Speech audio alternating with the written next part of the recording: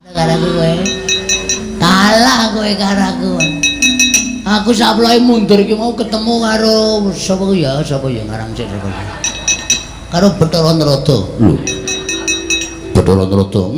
Merengi aku Wahyu Kaprawiran. Waduh. Mula aku sawise antuk Wahyu Kaprawiran aku digdaya kliwat ukur neme kowe kon nyebloke luwih jero apa piye? Aja, Bagong, aja. Ngene wedi. Ya, sembrono. Ayo. Sak wudel isih kurang jero, ha. Kon ngenetke meneh. Bagong, ora edan, Bagong. Bagong. Kapok kowe sak dodo saiki. Ayo. Muni kowe sak arepane. Bagong aku njaluk ngapura. Bagong aku njaluk.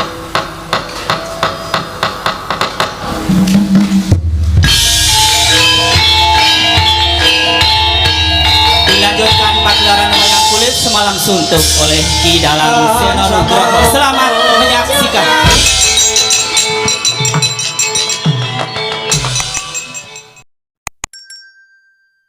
Ndadosaken kagiat raos sing manah dereng ngantos purnanggen kula nampi pangandika paduka menika kadidene swanipun Panakawan sareng kula tilingaken Radi Pangling krana busananipun sami murwat menika mboten pangling rak Bagong jagat Dewa Bathara jagat Pangestungkara. Lah kok ora kaya sabene Bagong genep tata kramamu kowe nganggo busana kejawen mongko komplit kaya mengkono. Inggih Kyai menika ingkang abdipun Panakawan Bagong padha rarja sak praptamu Panakawan Nonamit pasang kaliman kabeh tinebena ing iladune dumawaing tawang towang sinuwun nyun pangapunten saben-saben kula medal sonten awit taun niki kula nembe ngerol pendak-pendak disuwuni Bagong medal sonten mongko kula seneng nek kula dal kenjing mengkono Bagong mengkaten inggih kok malang kerik lali nggih kowe nganggo busana kejawen komplit syukur-syukur Bagong yen to isa yasa nyilih oh nyewa nggih lah niki ra ketara to ikete sesake sinuwun niki sirah kula ukuran 94 kosek kuwi sirah apa gentong kowe karena nggih gedhe sirahe niku cerdas iya ikete ukuran 26 dadi ming cilik kaya susu emprit mboten napa-napa semua niat kula pancen sowan ngersanipun Sinuwun Prabu Darmawangsa Darma Kusuma menika supados sampun ngantos ngisi-ngisini Bagong menika ya duwe tata krama ora Bagong menika kok dianggep wong sing gleleng wong sing ndao lan sak piturute. Iya Bagong Sembah bektos kula kunjuk iya tak tampa bekti aja dibasake bektos nun nggih pangestuku tampanono kula pundhos ora sak kula pundi ora usah dibasake nggih kula pundi enggo jimat paripe dayanana ing kasantosan bugelut anu sinuwun iya Bagong pangestuku tampanono nun nggih penak nonggonmu lungguh sampun boten kirang prayogi jagat Dewa Bathara inggih jagat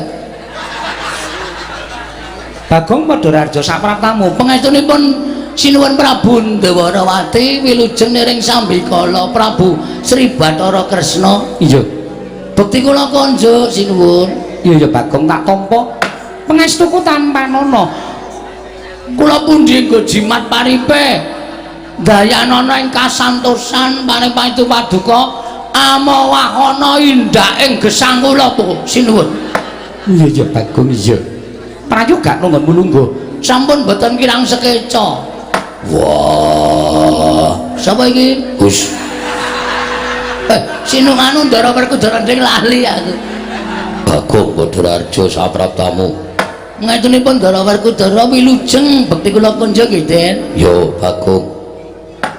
Pangestuku tampan ana. Nun inggih.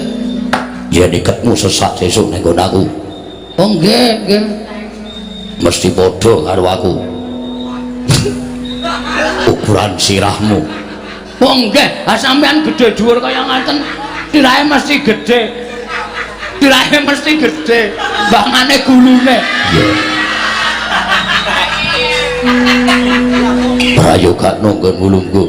Sampun mboten kirang prayogi, Ndara. Pono kawan Bagong Padharjo sapratamu. Pangestunipun Ndara Janaka wilujeng bekti kula kunjuk. Iya Bagong. Nggih. Bagong Padharjo. Nggih wilujeng Ndara kembar bekti kula kunjuk. Iya. Pangestuku tampan ana. Iya. Pangestuku tampan ana Bagong. Nun inggih. Prayogakna. Nun inggih. Sanget anggen kawit dadosaken jimat paripe. Mas Bagong wilujeng. Oh, Marsih. Nggih. Selamat wae kowe isih ajeg dadi abdi Ngamarta. Tasih. Syukur. Nomormu ganti wae. Mboten. Kok tawar ora tau mlebu. Wal pripun? Kuwi lho sing nang nggon HP lho. WA. Kuwi nek diwaca wa. Ora tau masuk. Gantos kertu. Yo aku ngabari aku kok nek ana perlu-perlu apa-apa kan iso sambung antaraning kowe karo aku. Nggih, dipun prayogaken panjenengan kangge busana Jawa menika dipun sawasake mriki ketok bagus. Ketok laku ganteng semorot cahyanipun. Nggih cangkeme kekamban. Pak, cipok. Munake lanang kok cangkeme kekamban. Prayogaken Mas Bagong. Heeh, iki aku lagi penting ora usah sambung rembug kowe karo aku ki mung ngabdi. Nggih. Engko ndadukani sinuwun Prabu Darma Kusuma. Nggih. Mangke mampir. Suwung pa. Nggih. Engko tak perloke, dela-dela ya. Nggih. Kawan Bagong. Nun, Ana wigati apa-apa ana kawan dene sira sowan mongko tanpa tinimbalan. sepisan kula ngaturaken sembah pangabekti kunjuk dungkap angka kalih sowan kula menika boten saking pikajengan kula piyambak nanging kula dipun sotaken Disotke karo sapa? dikongkoni lho Diutus. Kula niku diutus kalih Bapak Semar. Saderengipun kula ngaturaken wigatos ing pasewakan, Bapak Semar ngaturaken sembah pangabekti katun Ndara Puntadewa. Iya tak tampa bapakmu ngaturke bekti. Matur sembah nuwun. Angka kalih kula ngaturaken bektinipun simbok katur Ndara Puntadewa. Iya Bagong tak tampa. Tiba padha-padha gandeng wong tuamu kuwi piyai sepuh. Mekaten semanten niku ugi. Semanten ugi kula nggih ngaturaken sembahipun Kakang Mas Gareng. Iya tak tampa. Nun nggih. Kalih bojone Gareng nggih ngaturke sembah. Iya tak tampa Bagong. Nggih, Petra nggih ngaturke sembah sungkem. Iya Bagong tak tampa. Nun nggih. Kalian bojone Petra nggih ngaturke sembah sungkem. Iya Bagong. Kalih bojo kula nggih ngaturke sembah sungkem kalih RT nggen kula. Niku nggih ngaturke sembah sungkem klebet Pak Duko. Iya Bagong tak tampa. Kamtipnas Pak Karjiyo. Ora iki kok sapa-sapa tok aturke iki. Wis sing jeneng wong dititipi niku nek ora diaturke dosa. Kudu diaturke komplit. Lah iki engko entek-entekke wektu nek tok aturke kabeh wis pokoke ditampa ngono wae. Oh nggih. Lah iki mekaten sinuwun. Mugi ndadosna ing kawuningan. Iya Bagong eneng apa? Kula niku mboten kanthi kanyana-nyana ditimbali arep bapak. Monggo sing adat saben ditimbali niku siji Gareng, loro Petra. Niki Petra kali Gareng mboten kanggo niku sing ditimbali bapak. Blas ora ana Petra, ora ana Gareng, kula ditimbali bapak. Terus kula sowan ngersaning bapak. Bagong. Dalem, Pak. Nuwun sewu kula nirokke ngendikane bapak nggih. Iya Bagong. Nggih. Mengke ndak dikira kula niku nyatut omongane bapak mengke ndak dosa. Iya Bagong. Sak banjure piye? Ana apa, Pak? Ora ana apa-apa. Kula niki nirokke omongane bapak. Oh, lara ngerti kok yo. Wah, wis parah iki. Ngeten. Ana apa, Pak? Ngoten. Ampun semaur. Ora. Ngoten niku. Blegegek gek sadurita. Bagong. Kowe anakku sing ora tau tak kongkon, dina iki tak kongkon. Kongkon teng pundi, Pak? Kula matur ngoten tuh Bapak paring pangandikan. Sowana pepundhenmu Pandhawa. Oh nggih. Merga dina iki aku duwe niat, aku duwe kekarepan ya kuwi pengen mbangun Pura Kencana. Bangun Pura Kencana. Nggih. Tegese bapakmu bakal gawe wewangunan sing endah. Ah, ampun salah tampa. Kula niku waune ya ngertine wah, bapak arep bangun omah. Bapak arep bangun wewangunan sing apik merga jenenge we Pura Kencana. Pura wis ngarani papan, Kencana niku Mas Jamrut Hergeni Mutiara sing ngembane kaya Kencana. Wah, kula wis mbayangke nek omahe bapak niku bakale magrong-magrong. Ha jebolane ya. Jebolane yo ki apa? Jebolna niku bapak ora mbangun papan sing magrong-magrong. Ning bapak niku ngendikane ngenten iki.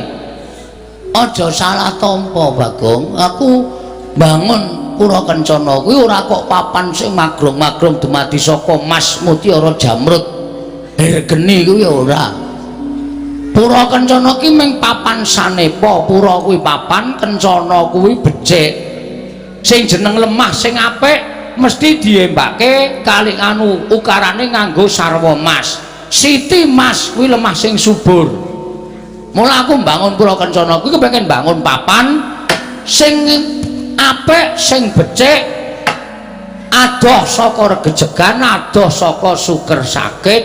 Ora ana padha regejegan, ora ana padha plirik-plirikan, ora ana wong sing padha sikut-sikutan. Papan kuwi kanggo papan katentreman, papan kerukunan lan papan pesrawungan. Ngaten. Oh, dadi kabeh mau mung sanepa. Mekaten nggih. Iya Bagong sak banjure. Lah terus wigatos kula sowan teng ngene Sinuwun Prabu Darmakusuma napa, Pak? Nah, ngene. Iye Bagong. Kowe tak kongkon sowane Sinuwun Prabu Darmakusuma kuwi supaya nyuwun ngampil syarat srana supaya apa penjangkaku kuwi bakal kelakon. Syarat sranane apa? Jane nggih awrat ning kepripun meneh wong sing kongkon bapak, ayo kepeksa kula matur lan sampean dalem ingkang Sinuwun Prabu Puntadewa. Iya ora dadi ngopo Bagong. Puntadewa ngrumangsani bisane kaya ngene merga bapakmu. Bisane mukti ya merga bapakmu. Bapakmu ngomong Pandhawa wiwit kuncung nganti gelung, wiwit jabang nganti claprang. Monggo Puntadewa sakandang durung tau males kabecikane wong tuamu.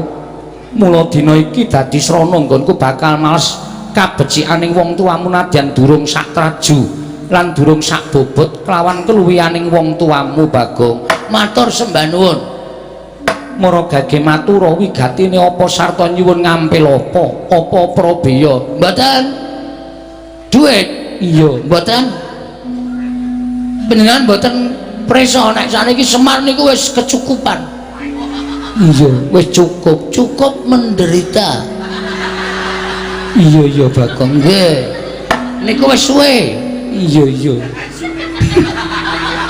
iya aku wis ngerti. Nggih. Ah, sing dibutuhke niku mboten kok perkara bondo pranata cicis. Alon-alon Bagong ora sah kesusun. Lho nggih. Karang cangkeme kejembarene. Nek arep muni niku sok ketekuk-tekuk. Iya. Mboten perkara brana picis prabaya. Jamrut Hergeni menika mboten, nanging pusaka Ngamarta ketiga.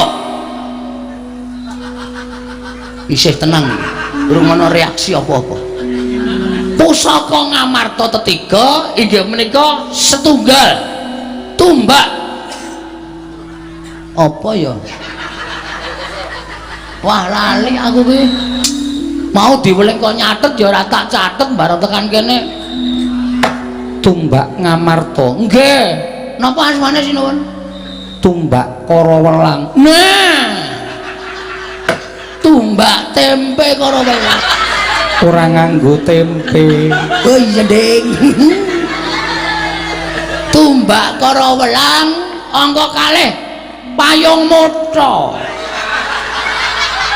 Payung Tunggul Naga. Payung Tunggul Naga angka 3 inggih menika Pustaka Jamil Saipul Jamil. Apa ta? Pustaka Jamus Kelima Sada. Saking bungah kula kaya karang wong lalen niku Pustaka Jamus Kelima Sada. Ketiga menika badhe kula suwun kula boyong wonten ing anu Karang Kadempel dados syarat srana bapaknipun bangun Pura Kencana. Werkudara, piye Dimas gandeng pusaka kuwi darbe ing Pandhawa 5 pun Kakang ora bisa nengahi mung Siadi apa dene kadangku 5 cacahe ingkang ndak suwun penemuning Siadi. Wenehno Semar kuwi gedhe labuhe tumraping Pandhawa. Lelabane Semar yen ditelaju karo bobote pusaka 3 mau durung ana apa-apane. Wenehno tinimbangane ora mbok wenehke nek Bagong nganti bali ning Karang Kadempel mengko Semar duka karo Pandhawa. Kudu iso mbok gagas barep kakangku yen nganti Pandhawa kelangan Semar. Wah, kaya ngopo lakune Pandhawa? Betul. Leres niku. Nek dipikir Semar niku sikil dinggo sirah-sirah dinggo sikil. Momong Pandhawa kuwi wis cilik-cilik sampean isih do cilik-cilik kula ngetutke. Nganti sepringke niki sampean wis dadi ratu sampeyan do mukti ngawibawa Nyakrawati mbau denda. Niku kula ya ora tau njaluk undakan bayar. Ora tau protes, ora tau pripun-pripun. Bapak ya nrimo, wis sampean cilik nganti saniki wis dewasa, wis sepuh. Omahe bapak kaya ngono nika blas ra ana sing dandani ya ora tau protes. Niku lho nrimane bapak. Iya Bagong menengo dhisik. Oh nggih. Arjuna piye? Kula nderek kersanipun Kakang Mas Jodipati. Mbok menawi pengdanipun Kakang Mas Jodipati menika leres. Nah. Niku ya cocok. Bagong Dalem menengo dhisik. Wah, cangkem kuwi kaya omong wae to ya. Nek kula Sedewa, kula ndereke mawon lho Prabu, kula ndereke mawon. Leres kendhanipun Kakang Mas Werkudara. Menawi ngantos Koko Prabu menika wel maringaken pusaka Tetiga menika kala wau, ajrih kula menawi kogel kagelan manahipun Kyai Semar tumunten nilar dhateng para Pandhawa. Lajeng kados pundi polahipun para Pandhawa? Bagong, Nah, wektu dina iki pengin dadi aturing kadang-kadangku kabeh ku sarujuk. Mula yen to kowe mbutuhake pusaka Ngamarta 3 tumbak Karawelang payung Tunggul Naga pustaka Jamus Miang Jimat Kelima Sada mara boyongan marang Karang Kadempel jeneng ingsun ora bakal owel sarta ora bakal anggrundel Panakawan Bagong. Yayi kula wonten dawuh kula nuwun sewu sampun ngantos kesesa dhateng menapa sampun dipun ngendikaken dening para kadang-kadang kula sedayanipun namung perkawis menika sampun ngantos dipun petang gampil liripun kados pundi paduka paring dawuh mekaten. Yayi nuwun sewu lho sepisan Semar menika namung derajatipun Panakawan. Semar menika namung nuwun sewu kasaranipun namung batur ingkang sepisan radyaneh petangan kula. Lah kowe ngatasé Semar menika namung Panakawan kok duwe niat bakal bangun Pura Kencana menika engko sepisan.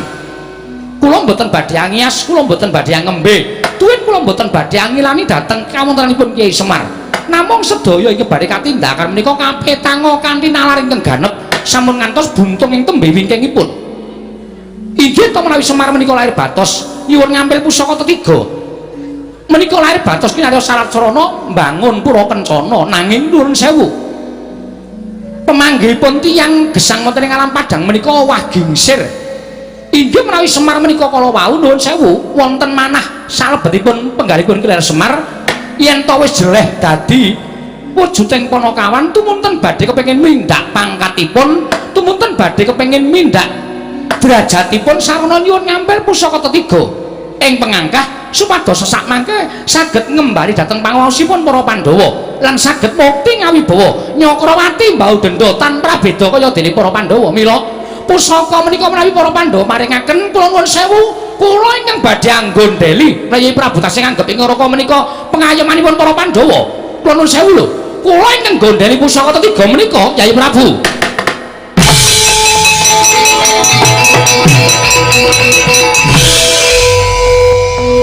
nuwun sewu sinuwun Prabu Kresna Bagong piye bareng sampeyan paring pangandikan kaya ngeten niku kok ati kula kaya ora penak lho ora penak perkara apa ora kepenak piye peranganing Pandhawa 5 cancah wis paring pangestu paring palilah kula mboyong pusaka 3 tumbak kala welang payung tunggul naga pustaka jamus nyang jimat kelima sada nuwun sewu lah kok dadi sampean duwe penemu nek Semar duwe niat sing ala kepengin dadi piyayi sarana kedurungan pusaka 3 nuwun sewu sampean lek ngitung saka ngendi hah sampean lek ngitung saka ngendi kula tak takon karo sampean Bagong aja ngono sabar sabar apa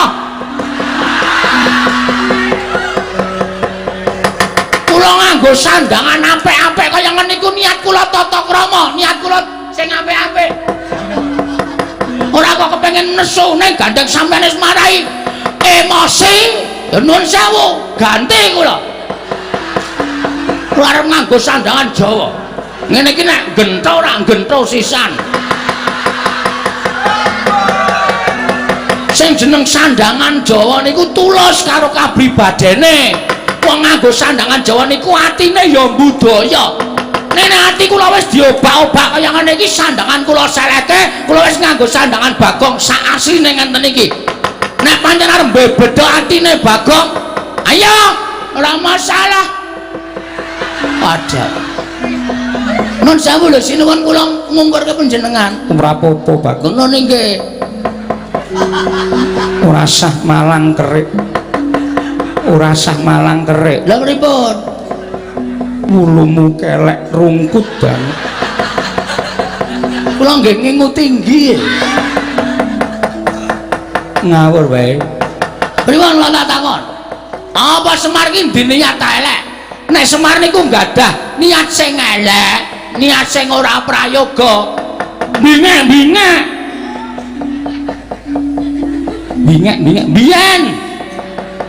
biyen Semar niku duwe niat sing elek nek napa tau Semar duwe niat sing elek Semar niku pengen bangun pura kencana pura tegese papan kencana niku dumadi saka mutiara niku wujudan sing apik sing becik bangun papan sing apik sing becik teng negara Ngamarta mriki ngoten supaya masyarakate ayem ayem tentrem rukun enten apa-apa aja rukun ora mung dangdute aja tosang terus sing dintoki apa kula tak takon ngoten mula tontonan niku ya sing aja nganti on gugah guru hara iki ya ngapa iki ngrusuhi wayangan kok lagi nesu templeki walang munggo walang kayu tak emplok kowe dadi kowe ora usah macem-macem nek sampean ngarani Semar tumindak elek karo Sinuhun Prabu Darma Kusuma lan sak Pandhawane niku ategesan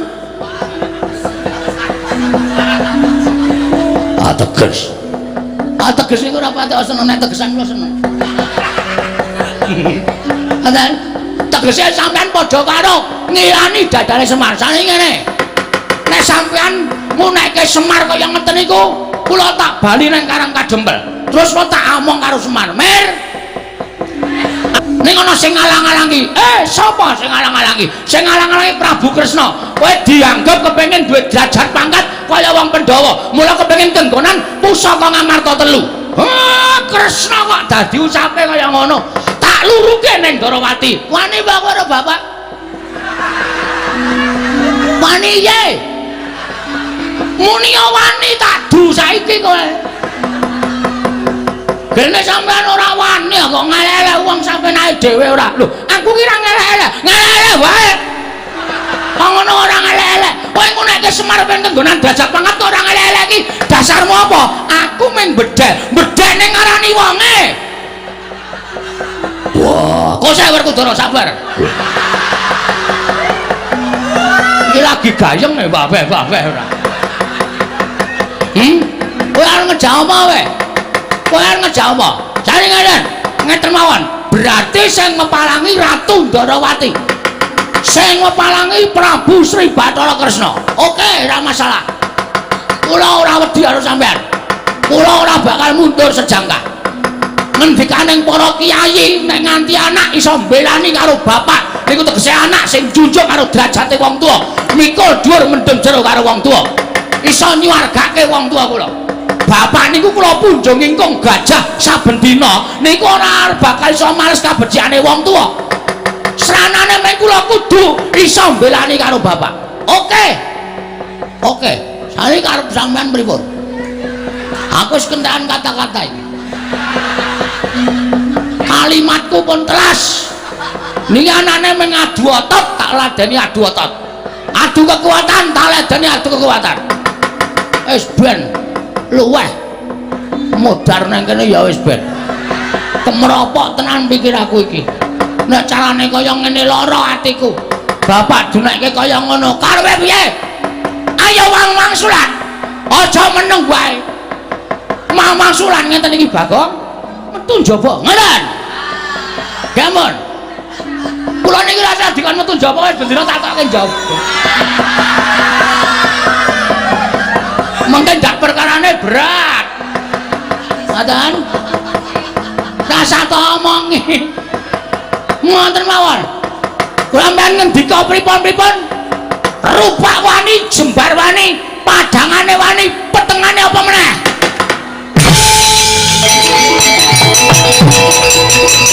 Wujud.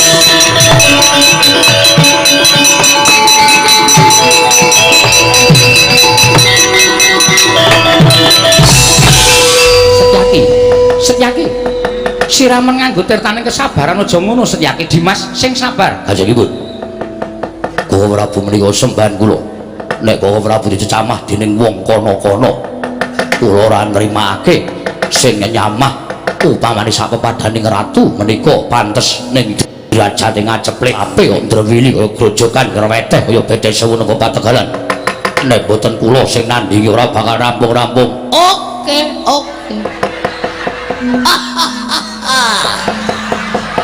Pancen tak jarak. Sampeyan ora krasa sing tak unek-unek Kresna, sing tak lirik Sencaki. Padake apa? Setyaki sabar. Kanjengipun sinuwun. Lho, aku ora ngopo-ngopo. Kaya ana sing jawel le. Bagong sabar. Sapa ya? Aku ora. Ndara Janaka. Aku ya ora. Kowe sih? Mboten. Kowe senengane jual jawel. Anggere kurang jual jawel. Niatipun pripun? Kula wis ngerti kok sampeyan mesti mbelani Ratu Gusti sampeyan. Bagong kowe mau nantang muni piye? Waduh lali. Mau saiki tahu roti. Nek mau kon balene ora iso. Yen bar nantang Koko Prabu, mungsuhe dudu Koko Prabu. Lho, sapa? Mungsuhe Setyaki. Ayo dijajal Bagong karo Setyaki menang sapa? Kowe iso ngalahke Setyaki. Kena adu arep karo Koko Prabu, ning kowe ora iso ngalah Setyaki. Aja takut dosa, bali mung kari jeneng. Mulya. Iki serius iya iki. Iki tenan iya iki. Iki ora guyon lho. Nek tantangane wis kaya ngono kuwi tantangan sing tenanan. Ora masalah. Apa dianggap aku wedi karo sampean? Ngendi papane wong ngasut?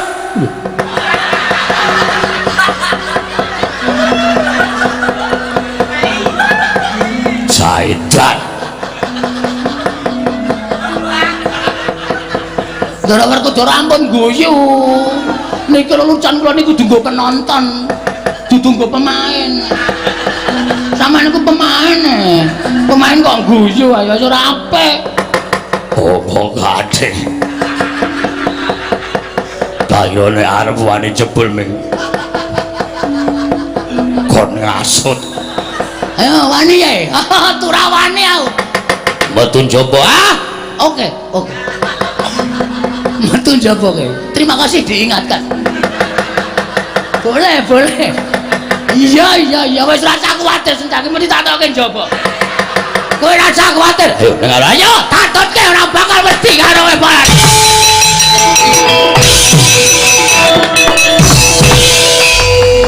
Tintrim madaring pasewakan negari Ngamarta. Nalika semanten kaperbawan kamurkane iki ora Bagong miwah Raden Haryo Setyaki. Dadak sakoling mangke kaya ana kaeloaning jagat. Mengker ki ora Bagong. Mijil saking pagedhongan pusaka nengge tumbak para welang payung Tungganaga pustaka Jamus Klimasada tutuntat tindake ki ora Bagong.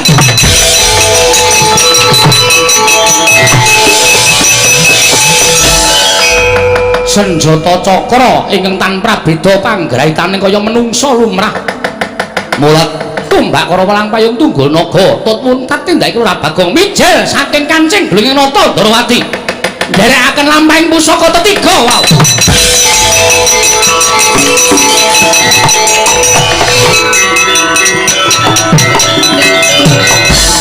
Prabu Prabu dumados sing daredah menika inggih krana paduka Kanjeng Koko Prabu.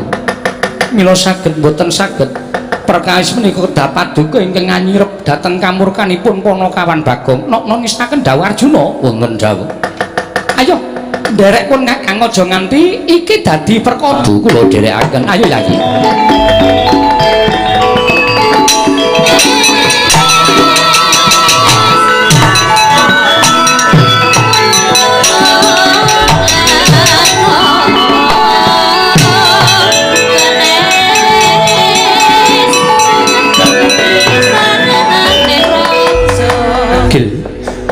Ana apa dene banjur maduka ana ngarsaning pun Kakang menika Prabu mugi andhadosna kawuningan.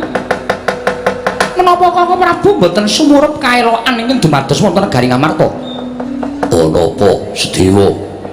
Sajak wigati kaelokan sing endi? Dene kowe matur ngersaning barep kakangku. Iye, Kamas. Nuwun sewu.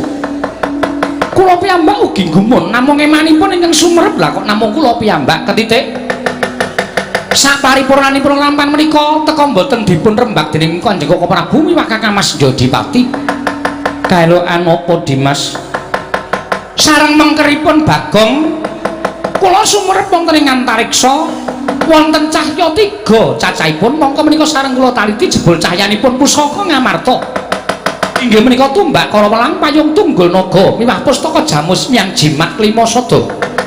Nyata pusaka menika cariyosipun benjang dumados duk nalika semanten dumados saking para nalendra ingkang digdaya.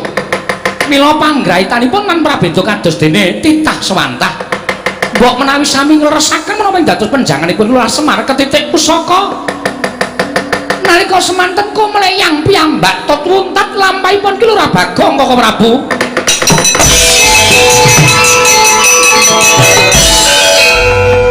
Udara nggih nadyan pusaka katelune mau wujuding payung sartane tumbak apa dene Nawala ingkang dlancang putih nanging bener ngendikaning Sedewa ingkang saka nalendra ingkang dibya Surasekti mula ora aneh yen to panggraitane tanpa beda kaya titah swantah. Sedewa matur yen to pusaka telu mau banjur ngetutke marang lakuning Bagong. Wah, yen ngono pancen bener niate Semar. Ora kesasapan tumindak sing ora prayoga. Banjur becike piye Dimas? Dina samengko barep kakangku ora usah melu perkara Ngamarta. Terus Pun Kakang kudu piye? Tak derake cedhak ning Karang Kadempel. Mas Tuti apa kang dadi kersane iki Lurah Semar Badranaya? Rai. Ingkang rayi pun ragil matur kula jumurung dhateng kersanipun Kakang Mas Yodipati Koko Prabu mengkono yayi. Inggih. Ya to yen pancen kaya mengkono nekula sedewa sira ingkang ndak dawuh supaya Maranata marang negara Ngamarta aja nganti geger awit pangamu ing Bagong apa dene kadangku Dimas Haryo Setyaki kabeh sirepen mangsa Baranggon ki Budidaya ana ning serakan dawuh Werkudara nggih tata-tata budal marang Kadempel ya ayo tak dhereke bareng kakangku sedewa babar pisan budana kang padha sibuk jenenge Sunarsa kundur ngedaton kawula ana ning serakan dawuh Parmadal Pasilan sing ati-ati aja kaya bocah cilik Dimas Sedewa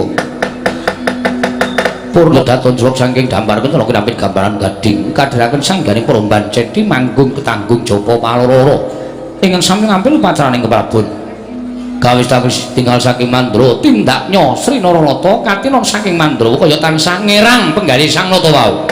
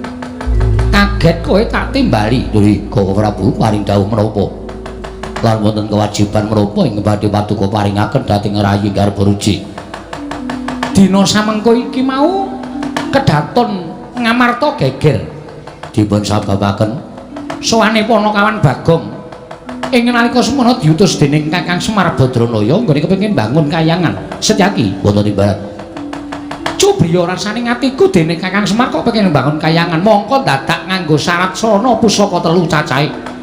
Ya kuwi tumbak Karawelang payung tunggul naga lan pustaka James 5 sada. Tumuli aku ngelingake karo Nyai Prabu Darma Kusuma supaya aja nganti maringaken pusaka katelune marang Bagong. Lah kok dadi nesune Bagong? Malah sajake Bagong ngancam karo aku yen to apa kang tak ngendikake bakal diaturake marang Kakang Semar Badranaya. Ora kok jeneng aku kuwatir. Nanging aja nganti dumadi panca bakah antaraning panjenengan ingsun kelawan Kakang Semar. Ingkang sisip sembire tan murka bakal kriwikan dadi grojogan kebar paduka. Bagong ngoyaken supaya aja nganti wadul kelawan Kakang Semar.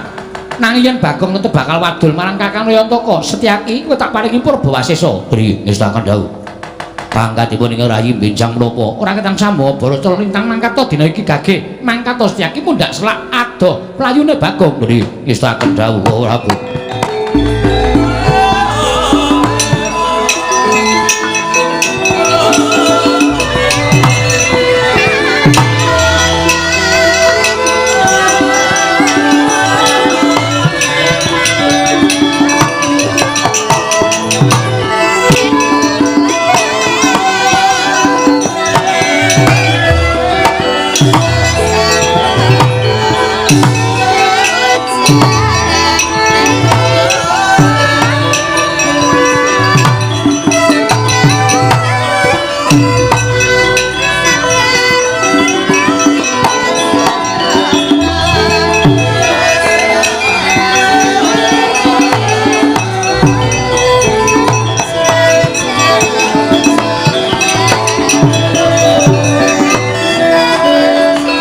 Kyai Ngemutra pun Antarja Cemadung dawuh.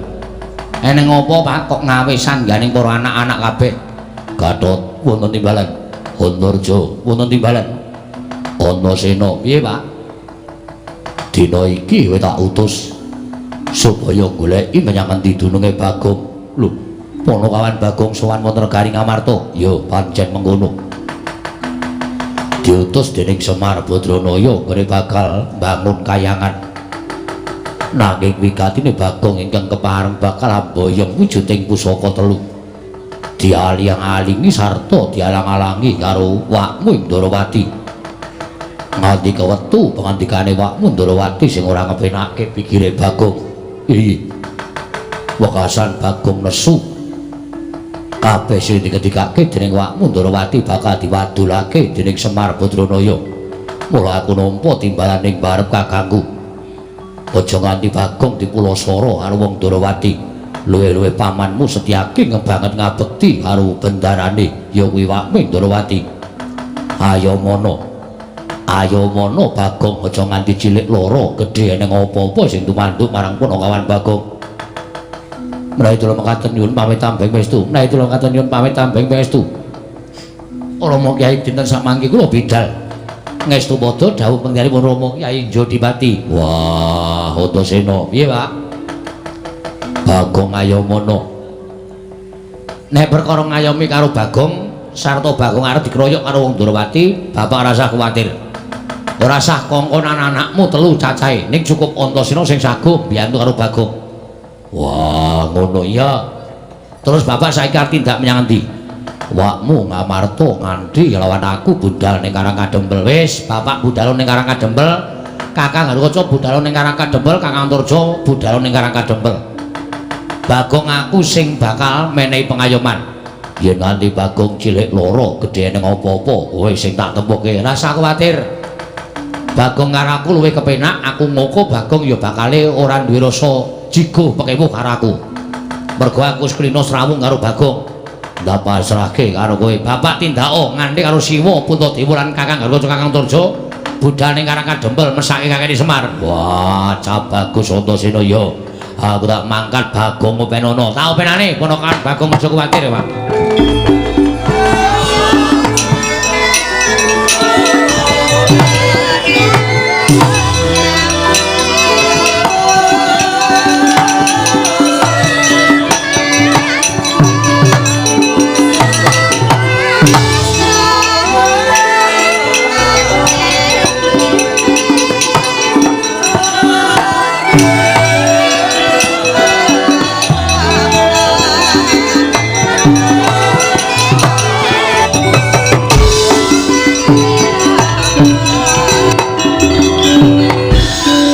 Ndarawati, monggo adat saben iki karo bapak ki tresna lho. Ora ngira kok omongane ngendikane ning Datulaya negara ing Ngamarta lha kok dadi nglarake ati. Semar dikira bakal kepengin derajat pangkat, Semar dikira bakal kepengin bondo donya nganti kemar kepengin boyong pusaka telu dianggep ora kepengin bangun kayangan. Walah sinuwun kebangetan kowe ngece karo bapakku. Bapakku ketok banget wong sing ora tau melek derajat pangkat. Nek gelem melek derajat pangkat wis biyen-biyen bapakku wis sugih. Lara ati. Andake bapakku tenan kowe. Ora nganti bapakku tak lapori, Pak, kowe dunekke ngene karo Prabu Kresna. Nek nganti bapak ngamuk, bapak ki anggere ngamuk ngentut wae. Monggo ambune pol-polan. Aku iki bar dituti nama 3 dina. Iya wis nek ora tak kapoke kowe arep tuman wae kae Sinuwun Ndarawati. Nek ora tak gawe kowe iki kapok karo bapak, kowe mesti arep ngece sabedina karo bapak. Pak. Mir. Aku sing mulih, Pak, ora iso nggawa pusaka telu ya kuwi tumbak karo welang. Payung Tungganaga Pustaka Jamus Lima Sada. Ning ana kata-katane Sinuwun Ndarawati sing menyakitkan hati, Pak. Nglarake ati, Pak, nganti bapak ora nesu tanggep bapak ora wani karo Prabu Kresna.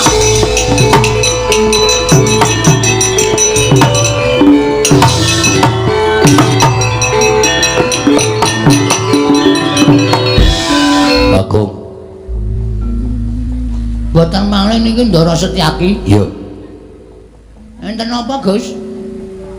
Kok ketingale kaya ora seneng karo Bagong? Pancen aku lagi ra seneng karo kowe. Kaya dipegat wae. Aja sembrono guneman karo aku ora sak kepenake dhewe. Nggih, kersane. Kowe tak takoni ngaku. Nggih. Kowe wani karo Sinuwun Darawati? Mboten. Mboten saestu. Minun sewu sing jeneng piyayi nek ngendika ya sing ditata ora waton ngendika. Dumeh panjenengane iki nalindra terus suwiyah-wiyah karo wong isor, suwiyah-wiyah karo kawula, suwiyah-wiyah karo abdi, mengko ndak ora kajen. Buktine Sinuwun Kresna menika ngunekke bapak kula sing ora nganggo dasar kasunyatan lah nuwun sewu terus ora kajen merga kula waneni. Tegese kowe wani karo Sinuwun Darawati. Wani kula ora karo Sinuwun Darawati, ning wani karo pambegane sing ora bener, pambegane sing salah. Wong bapak niku duwe niat luhur, bapak niku duwe niat apik, kok dianggep niate bapak niku elek. Lah niku ora padha karo Sinuwun Darawati iki nuwun sewu, ratu wicaksana ning nuwun sewu, ora iso nggunakake kawicaksanane. Bagong. Nun. Aja watut bisa ngucap. Kowe gawe mangkel Setyaki, kowe gawe nesu Setyaki. Lho, masalahe Kowe wani ngunekke karo Sinuwun Darawati. Aku adine lanang, aku Senopati Darawati. Sapa sing nyamah asmaning Sinuwun Prabu Darawati? Bakal mati saka tangane Bagong anu Setyaki. wale kowe. Ngedal ora kowe. Saka tanganing Setyaki. Nah, mula nek nesu niku ditata atine. Wong nesu niku omongane sok klera-kleru. Aku wis tau omong karo apa? Lah, wonten barang iku kleru. Kok sak kepenake dhewe ora. Aja guyon. Aku nesu tenan. Wis ngerti nek sampean nesu tenan. Kowe gelem njaluk ngapura karo Sinuwun Darawati lan aja wadul karo bapakmu apa ora? Ora bisa. Ora iso. Nuwun sewu kula ora salah. Kula nek ora salah kok njaluk ngapura kula moh. Ning nek kula salah, aja kok karo piyayi, karo bayi wingi sore nek pancen kula salah, kula njaluk ngapura gelem. Ning nek kula niku ora salah kok njaluk ngapura. Oh, ndak bisa. Yen ngono kowe wani karo Setyaki? Ya ora. Atene kula modar, kula ora wani karo sampeyan. Yen ora wani kowe manut karo Setyaki? Mboten nek kon manut. Njaluk ngapura karo Sinuwun Darawati? Ora. Tegese wani karo Setyaki? Ora wani. Ya aja gawe bingung. Angel to kowe mesti kan. Bingung kowe mesti. Lah omongan karo kowe bingung kok. Aku ora wani karo sampeyan, nek kok njaluk ngapura aku moh. Tegese kowe ngeyel, kowe ngengkel. Pancen ket biyen Bagong iki didapuk dadi wong ngeyel. Nek ora dadi wong ngeyel dudu Bagong. Saiki ngene. Aku ngono. Ngene. Ya wis ngene piye? Kowe tak boyong. Nang ngene sapa? Sinuwun Darawati. Kon ngopo? Njaluk ngapura. Kowe lha iki piye ta iki? Paham ora kowe? Aku ora gelem. Yen ora gelem kowe tak ajar. Lho. Arep ngajar Bagong. Iya, dasar pranyata. Kowe lah. Salahku napa? Kowe ora gelem nyuwun ngapura karo Sinuwun Darawati, wajibe tak ajar. Lah nek kowe arep ngajar karo aku, apa dianggep aku wani? Sekecake Setyaki aku tak kelayu.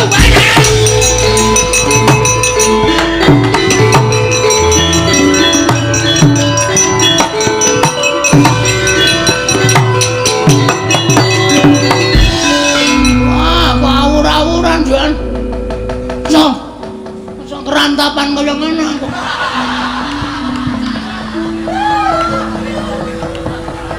Masa dhewe harus nyaki diajar sak pol-pol sirahku nganti banyak-banyak ya. Oh alamir, tak belani malah aku kena lara-lara ya mir. Aku jane atiku aku pengen wani lho. Aku ki menungsa nang omah disembah karo anak putu. Aku arep lunga tanganku diambung karo anakku karo bojoku. Ana kene mung dicucuki sirahku karo Setyaki. Wis tak niati wae. Ben modar mbok men. Kowe gendasi karo aku Setyaki. Ayo, nek pancen lanang, aku arep ngejoni ngeneng pabaratan. Repot nyambut gawe dirubung mrutu. Ngomong seru cangkeme klebon. Cangkeme diengkopke irunge klebon. Rumangsaku anggere bolong kok mesti klebon. Iya nek ora mlayu ngrekoso iki Setyaki nek wis ngamuk awur-awuran ya engko nek nganggo tangan tok nek nganti nyekel godha wesi kuning pruk modar aku tak omongke bapakku mbok dadine kanan negara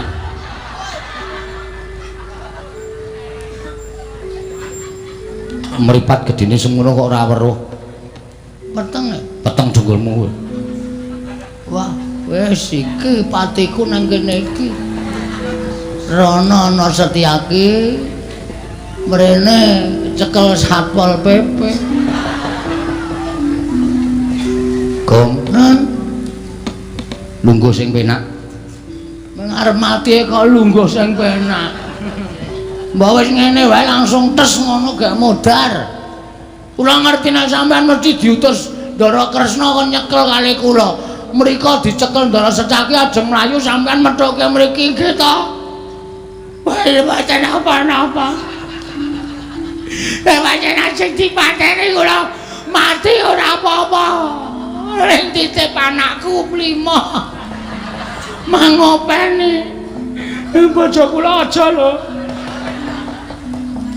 ora kowe kok nangis sing ngopo nangis wae arep mati kok Gong nun aku arep wong enom kaya ngene iki ning aku akeh petunge petung piye maksude aku tekan kene iki ora dikongkon si Wandrawati terus kongkon bapak padha wae Antasena Bagong kepruan watu ndase ngoten lho sing ngomong ngono sapa lah wis jelas ngono wong aku wis gawe rame ning Amarta ora bapak ki arep wong kaya ngono kene bijaksana woi kata-kata apa itu kok bijaksana tegese wicaksana kok iso aku mau didhawuhi karo bapak malah ora meng aku Kakang Garwaca Kakang Antarja aku ditimbahi karo bapak heeh lho kok nggih bapak dawuh karo aku Bagong kae wong bener ming Kresna wae awakmu Ndrawati sing sajahe lagi ketukulan watak angkara mula terus Subriya karo Semar buktine Semar kuwi bener ketitik Bagong mlayu mau pusaka Ngamarta ya uncat Gong lho nama ora sembrono lho wak tapi cangkemmu kowe karo Bendara kowe iso lali aku nang ngendi kok ora sembrono tenan Gong mula kuwi dadi tandha nek niate bapakmu kuwi lahir batin terus mulus bapak Werkudara dawuh karo aku nek Bagong kae dipulosana wong Ndrawati luwih-luwih makmu cilik Setyaki Antasena Bagong Ayamana yakin iya sumpah ayo nang kena guyu lho ayo guyu ngapusi wae ayo aku ki ora guyu ngilangi selilit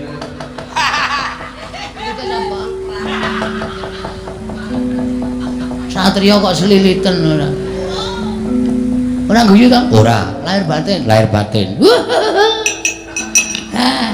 makasih iya terus saiki tak ewangi ora usah wedi karo Mak Cilik Setyaki kono maju meneh nek kowe diantem ora usah wedi nek kowe lara tak tambani nek mati tak uripke terus maju meneh iki jane namane omongane ora kena digugu maling sampean lho kok piye to wong aku ki dituthuk pisan kowe mantra sirahe kok kon maju meneh atene modar nek mati tak uripke wo iso apa iso nganggo apa iki banyu sungut kita peres metu banyune wah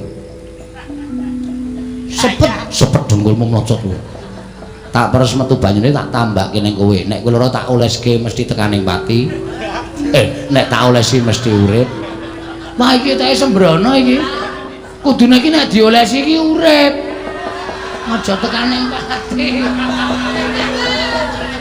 aku ora payu nek doleske kok malah mati iki lambemu iya lho mau nek lambemu maju mah kula ndak lara kula kepengin maju ning ora krasa lara lah nek kuwi ya iso carane aku tak manjing ning awakmu manjing nang kene iya Sedeng mbok. Sedeng wae. Kowe nek aku wis manjeni awakmu kowe diantem ora ngrasake lara, patene ra iso mati. Wis kene gawe ya. Teng ndi? Oh, kene. Napa metu riki? Riki ciut ning ngombo. Moh. Mau piye to? Asik lho. Moh. Iki senengane werna-werna. Kowe ngampet ambegan. Ngampet ambegan. Aku tak mlebu ning awakmu kanthi sarana cipta. Oh nggih. Saniki? Ya. Wis ya. Kowe nek tak njingi kowe arep ngopo-ngopo iso, kowe dadi wong digdaya, dadi wong ampuh. Kowe arep ambles bumi wae iso, Gong. Masa? Tenan aku ora ngapusi. Mbok. Wis ya toto-toto ya. Aku tak manjeni awakmu. Nek aku manjeni awakmu dadi wong digdaya. Mbah, trawat wae ora. Lan jeblok wetenge. Karang tak gawe ngrekoso. Wis wis yo. Ing apang sinengkang walik sandang walikat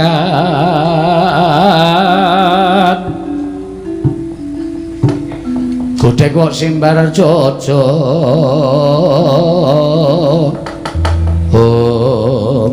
Gong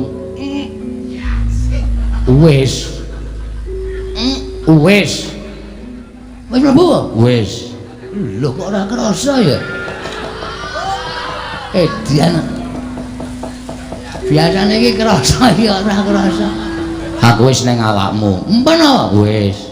Wedan kok ora mbrenjul. Ora. Sedeng ya? Sedeng. Elok tenan. Terus kula niki Kowe dadi wong ampuh. mosok Tenan. Kowe pengen apa? pengen mangan. Monggo. Maksudnya kowe iki pengen dadi wong ampuh iki pengen ngopo? Pengen ngantem gunung. Wah, mah. Aku wis tau ngantem kasus e.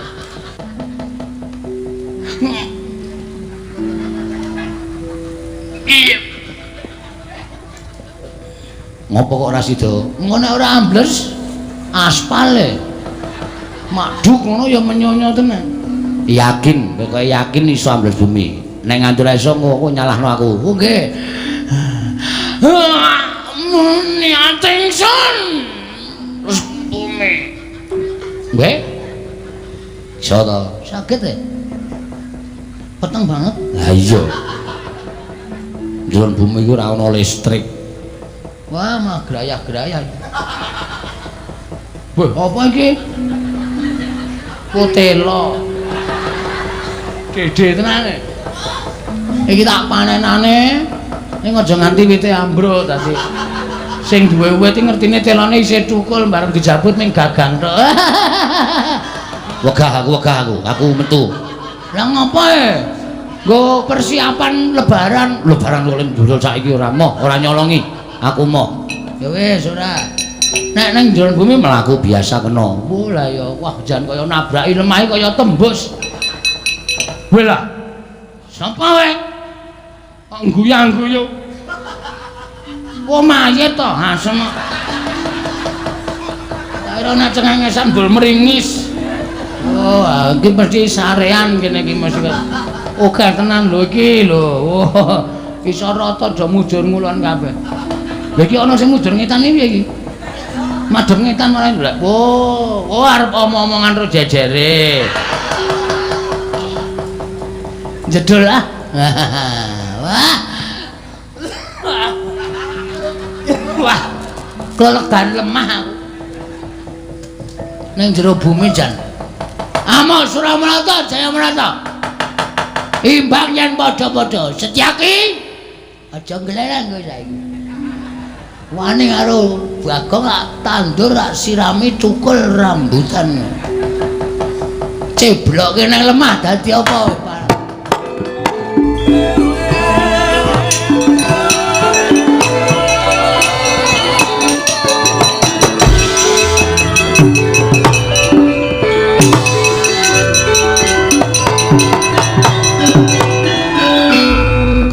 karo Setyaki? Mau aku kalah karo kowe. Saiki durung karuan. Lho. Wani nantang karo aku. Aja meng kowe Setyaki.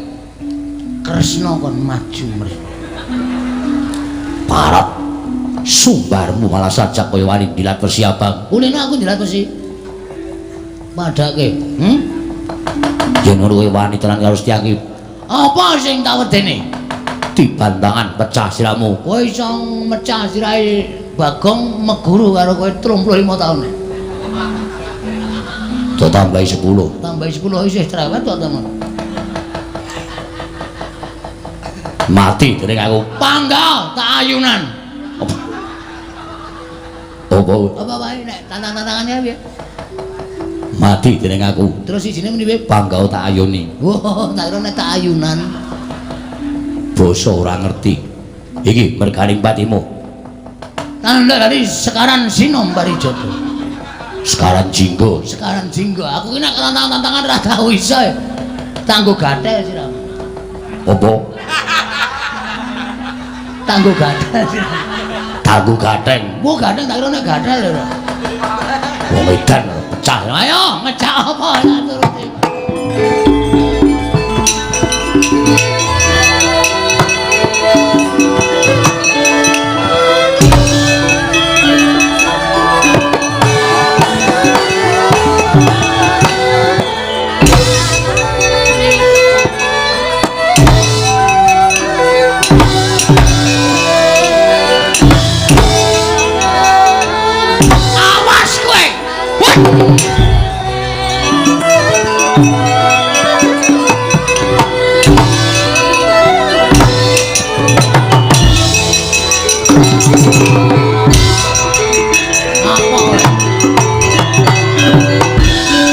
Bagong wong edan. Ana satriya diceblokke jero banget. Piye? Karo aku kowe. Kalah kowe karo aku. Aku saploke mundur iki mau ketemu karo sapa ya ngarang sik sapa. Karo Bathara Narada. Lho. Bathara Narada. Merengi aku Wahyu Kaprawiran. Waduh. Mula aku sawise entuk Wahyu Kaprawiran iki aku digdaya kliwat ukur. Nek kowe kon nyebloke luwih jero apa piye? Aja, Bagong, aja. Ini wedi. Lah sembrono. Ayo. Sak udel isih kurang jero, heeh. Kon ngenetke meneh. Kon ngenetke meneh. Bagong, ora edan, Bagong. Bagong. Kapok kowe sak dodo saiki. Ayo. Ayo. Muni kowe sak arepane. Bagong aku njaluk ngapura. Bagong aku njaluk ngapura, aku wis kapok tenan. Bagong aku njaluk ngapura. Ora bakal tak wenehi pangapura. Wis nothoi gundulku nganti moncrot ngene. Ora bakal tak wenehi ngapura kowe. Acebloke ngentah nganti entek sirahmu blesek nang lemah kuku kerkane kate.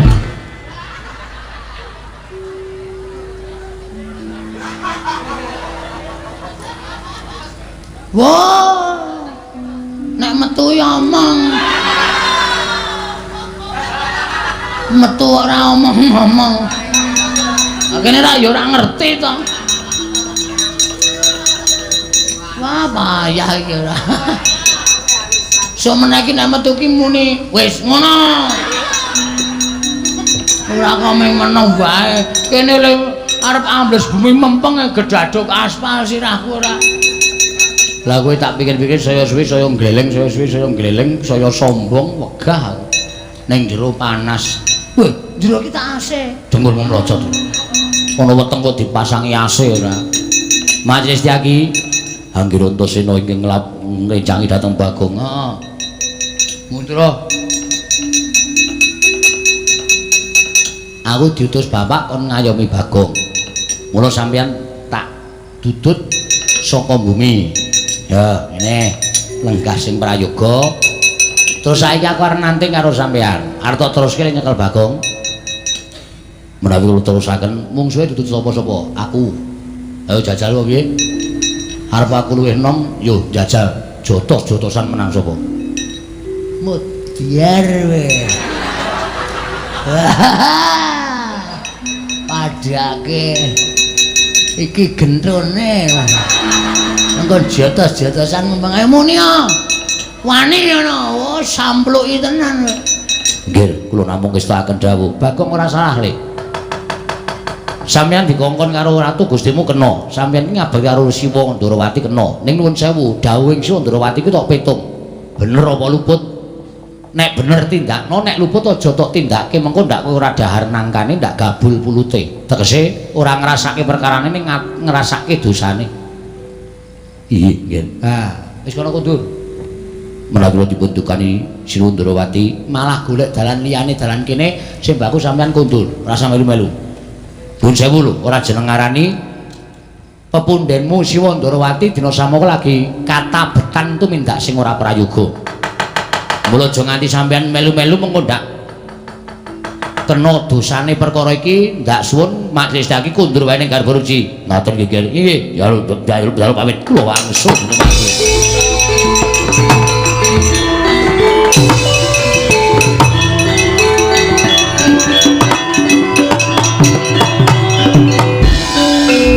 Piye, Gong? Sampeyan niku pancen satriya sing dugal kewarisan ning iso ngrampungi saking masalah. Wis saiki kowe bali yo. Kula bali dunek-unekke bapak. Sebabe kula ora nggawa pusaka telu, payung tunggul naga, tumbak para welang, pustaka jamus miyang jimat lima sada. Nek ora nggawa kuwi kula iso disepatani karo Bapak Semar. Bapak Semar niku karepe kula niku iso mboyong pusaka telu niku, Gus.